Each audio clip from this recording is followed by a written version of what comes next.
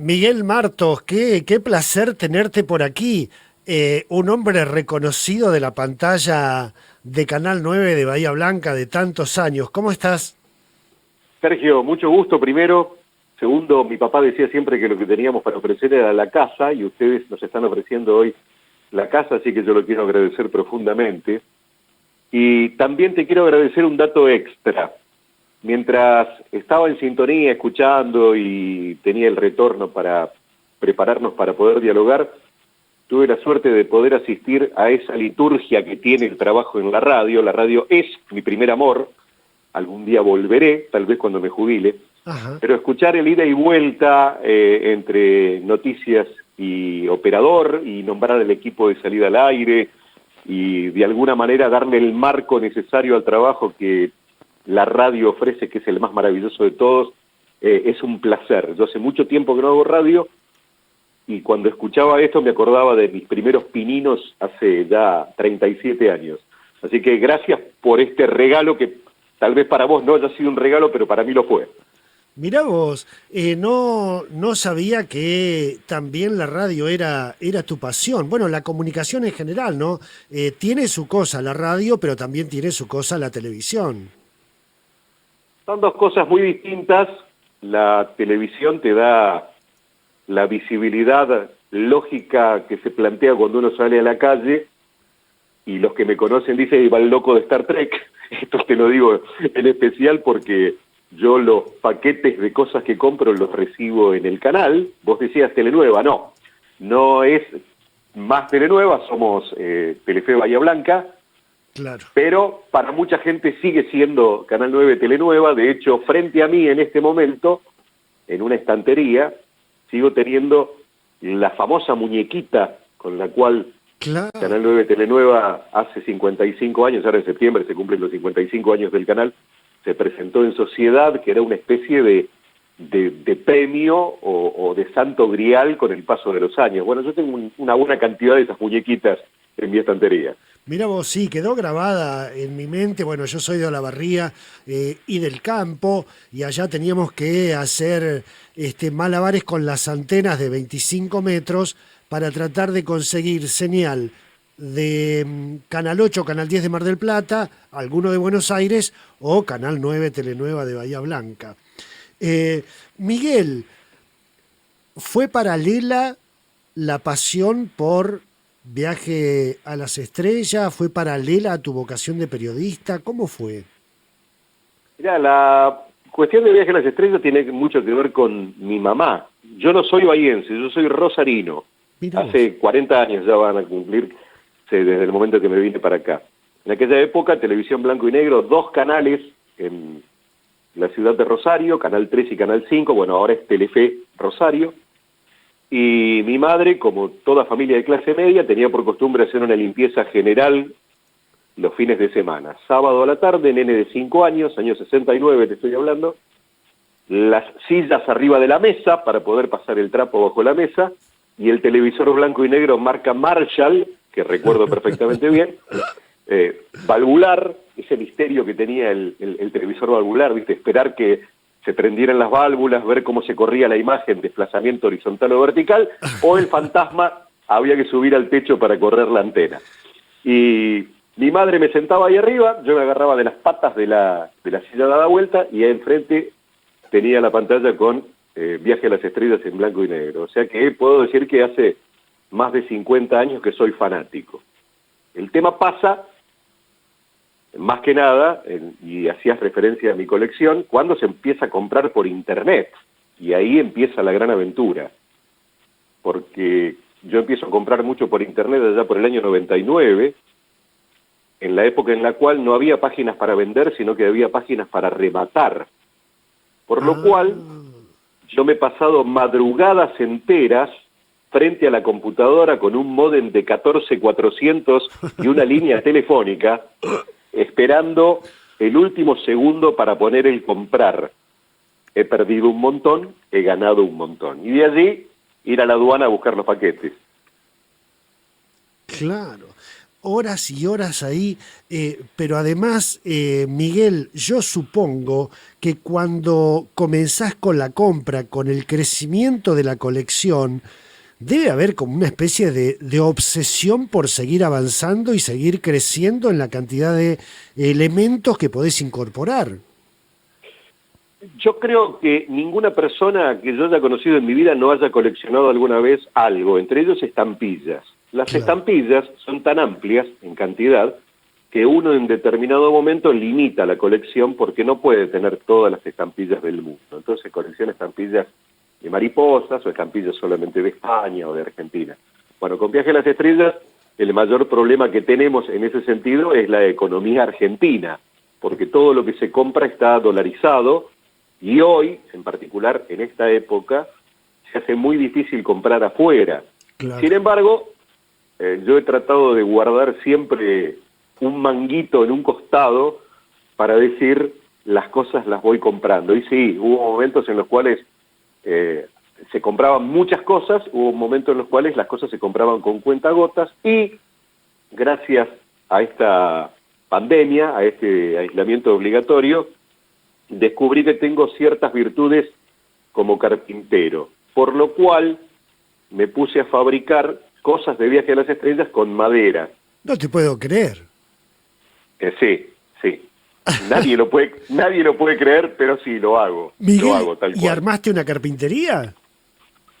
Bueno, hoy por la tarde hice una salida de las pocas que hago. Yo soy paciente de riesgo, supuestamente, soy diabético y ya tuve un infarto.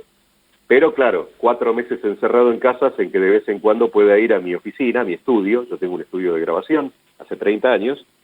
Y una de las oficinas era la de mi secretaria. Y bien dije era, porque de acuerdo a mis amigos, a partir de ahora se transformó en Carpintería Miguelito. Sí, construí ayer la mesa de carpintero y hoy empecé a montarla porque tengo un proyecto muy grande que ha quedado trunco por la pandemia. Uno está al 90% y el otro arranca cuando todo esto termine. Construí en tamaño real, perfectamente hecha, con planos que conseguí a través de la web y demás, la silla del Capitán Kirk, o sea que aprendí carpintería, aprendí a tapizar, aprendí a hacer madera curva. Bueno, salió tan bien que la publiqué en un foro en el que yo estoy incorporado en Facebook, de gente que hace lo mismo pero en Estados Unidos, y un japonés apareció y me dijo, le doy $5.000. No. Por la silla, le digo. Sí, le doy $5.000. Y le dije, no, discúlpeme, no está en venta. Dice, pero le doy $5.000. Claro, el tipo se ve que sabe lo que son $5.000 acá en la Argentina. Y le dije que no, porque el mayor miedo que yo tenía era cómo le enviaba semejante mamotreto. Así que bueno, tuve una oferta porque quedó asombrado por la calidad del trabajo que hice. Y en Miguel, otro proyecto... la sí. silla es esa cuadrada que tiene algunos mandos en lo que son los apoyabrazos, ¿verdad? Exactamente. Te cuento rápido la historia de esa silla. La parte de la silla que es tapizada es una silla real que se llama silla Madison. Existe esa silla, es una silla de oficina. Lo que hicieron fue cortarle las patas y hacerle todo el resto. Como yo la silla Madison no la iba a conseguir en la Argentina porque en los Estados Unidos es difícil de conseguir, fabriqué una silla Madison. Claro.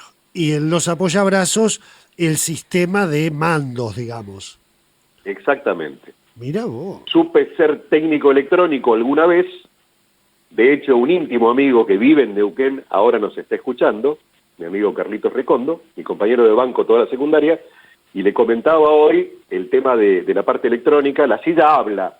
Si vos apretás los botones, te va a hablar el señor Spock, te va a hablar el señor Spot, el ingeniero de la nave, y si apretás otros botones, se escuchan los sonidos correspondientes a lo que cada botón indica. O sea, el disparo de phaser, la transportadora, el disparo de torpedos de fotones.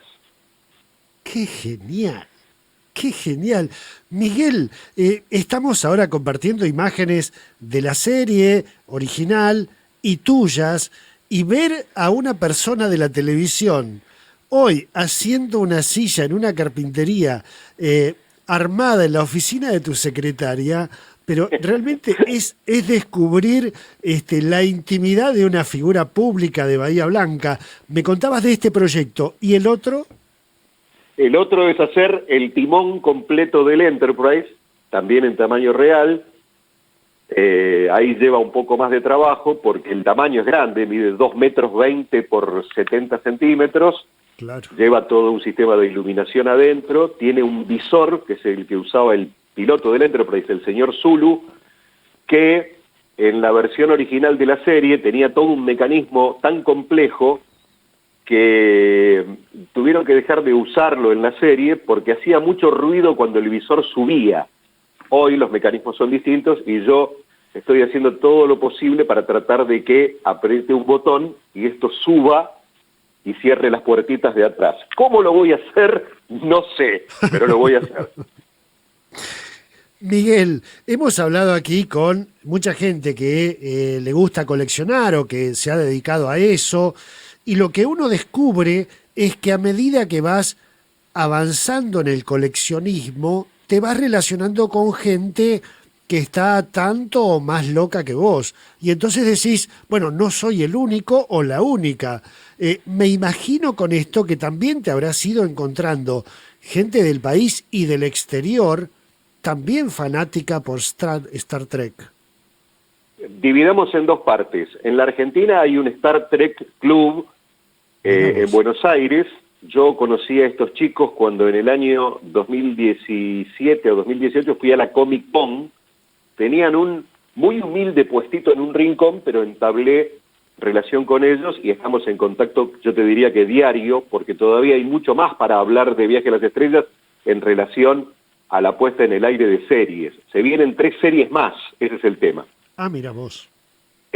Una se estrenó el 6, que se llama Lower Decks, o sea, las cubiertas inferiores, que es de dibujos animados.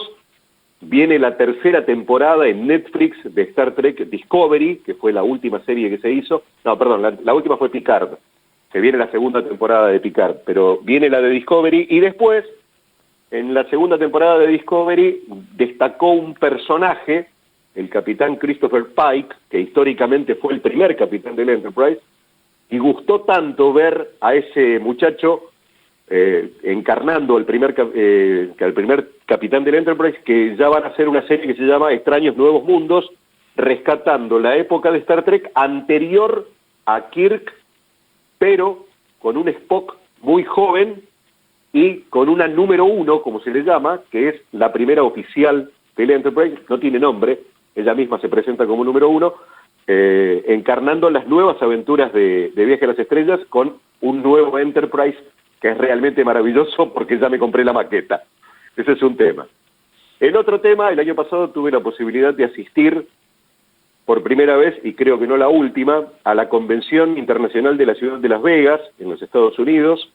Fueron 5 días increíbles para mí, estar parado y sacarme una foto con William Shatner, que está a punto de cumplir 90 años, con Kate Mulgrew, que es la capitana de la serie Star Trek Voyager, con el doctor de Voyager, con este nuevo capitán del Enterprise, tomar un café con Robin Curtis, que trabajó en la película 3 y película 4, no sé por qué clavamos onda charlando de política justamente, son recontra anti-Trump, todos los miembros de los elencos de Star Trek, y me cruzó en el bar, se sentó conmigo, estuvimos 20 minutos hablando en mi no muy buen inglés, pero nos entendimos mucho. Bueno, ahí confirmo lo que vos me decías, de conocer gente vinculada a Star Trek en otras partes del mundo. Claro.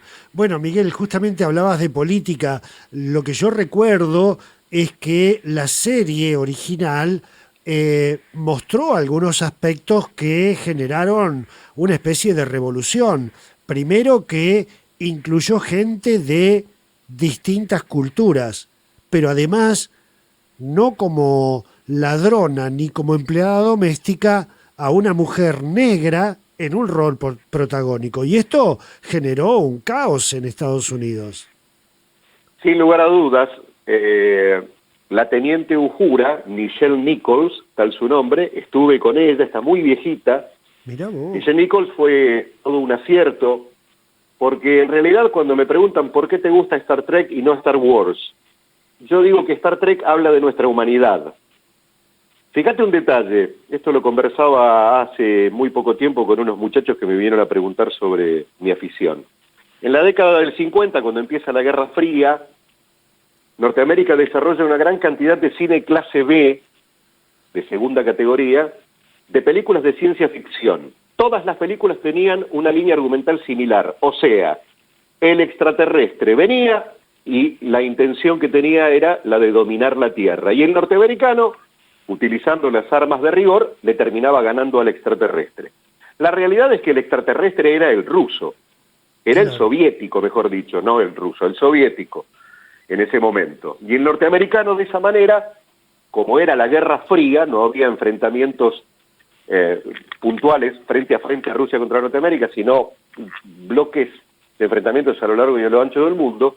De esa manera demostraba que el norteamericano marcaba la superioridad. Sin embargo, Gene Roddenberry, cuando pensó Star Trek, pensó en la multiplicidad racial en todo sentido. De hecho, en la segunda temporada incorporan al señor Chekhov, que era soviético, más la teniente Uhura, que en un momento determinado de su vida pensó en dejar Star Trek cuando terminó la primera temporada, y el que la convenció de no dejar Star Trek fue ni más ni menos que Martin Luther King, que le dijo que una mujer negra merecía un lugar donde estaba. Exactamente.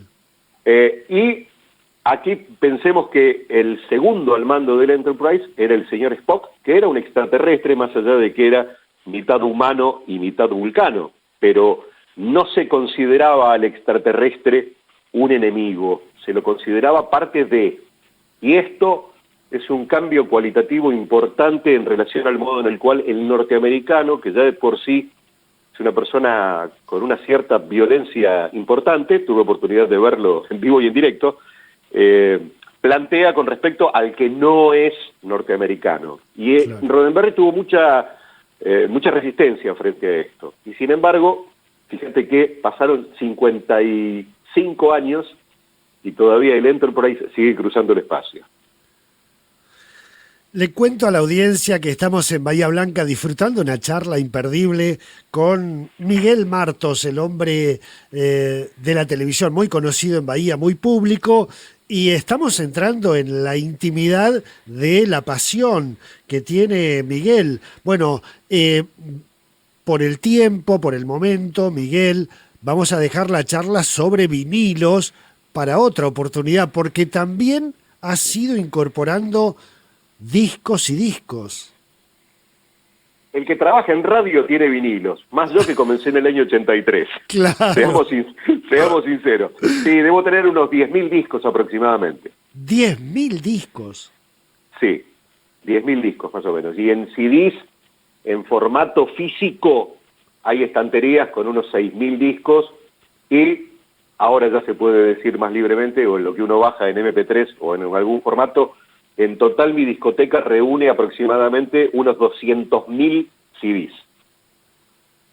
Claro, impresionante. ¿Y elemento para escuchar los vinilos? Me compré una excelente bandeja ahora, porque la que yo tenía estaba muy viejita. Ajá. Una bandeja que es una réplica de la bandeja Technics 1200, que es la bandeja patrón, digamos, para aquel que pone música. Audio-Técnica es una marca extranjera, fabricó una réplica exacta, tiene algunas diferencias, un poquito de peso, alguna cuestión, pero sí, por supuesto. Y escucho con un amplificador antiguo, porque el amplificador de mi estudio es un Sansui del año 78, y está en perfecto estado. Qué lindo, qué lindo. Miguel, te agradezco muchísimo, realmente ha sido una panzada de este interés por dar rienda suelta a una pasión, porque me parece a mí que es lo que te hace vivir, ¿no? Cuando vos podés encauzar esto que te motiva, es más, generar y construir y hacer una carpintería en la oficina de tu secretaria, Miguel. Sí, ya la pobre está resignada, ya sabe a quién tiene de jefe, pero el agradecido soy yo, porque a veces uno se siente frente a la reacción de la gente un poco raro y dice, che, pero qué pavada que estás haciendo, ¿qué hiciste con ese rifle? o una vez me pasó que me había puesto la remera del Capitán Kirk, la primera que tuve, que no está muy bien hecha, ahora sí tengo una muy bien hecha, que es amarilla y negra. Entonces me dice, ridículo, ¿qué haces con esa remera? Le digo, vos te pones la camiseta de Olimpo, que es amarilla y negra, y no decís nada. Claro, claro, totalmente. Bueno, Totalmente. pero está bueno, y termino con esto cortito. Dijiste algo, pasión. Yo he sido un tipo afortunado. Yo vivo de lo que me gusta, soy un apasionado de lo que hago como trabajo. Mi viejo decía siempre que yo no tenía un trabajo sino un hobby por el que me pagaban, y además puedo desplegarlo de Viaje a las Estrellas, y te voy a invitar, porque yo el año que viene tengo muy serias intenciones de hacer una muestra de mi colección y vincularla a todos aquellos que hacen cosplay. Acá en Bahía Blanca no se ha hecho algo así, para que Mira. podamos acudir a ver vestuario e intenciones de que la gente proyecte lo que tiene ganas de mostrar, y lo mío va a ser específicamente tratar de mostrar lo que tengo de Viaje a las Estrellas. Genial. Miguel, un abrazo inmenso y muchísimas gracias otra vez por recibirnos a esta hora y habernos permitido esta panzada de pasión. Muchísimas gracias a ustedes.